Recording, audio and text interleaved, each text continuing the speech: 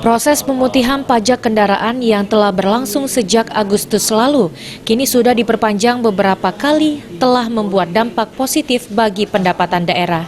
Pasalnya, menurut Kepala Bapenda Sumatera Selatan, Neng Muhaibah, hingga pertengahan bulan November ini, realisasi pajak kendaraan sangat tinggi, jumlahnya mencapai 800 miliar lebih. Dengan nilai hampir 900 miliar ini melebihi target yang ditetapkan Bapenda Sumatera Selatan untuk wajib pajak kendaraan, baik roda 2 ataupun roda 4. Realisasi yang dari PKB itu sampai dengan tanggal 9 November itu sudah terrealisasi 895 miliar 267 juta 928.000 rupiah 928.746 rupiah.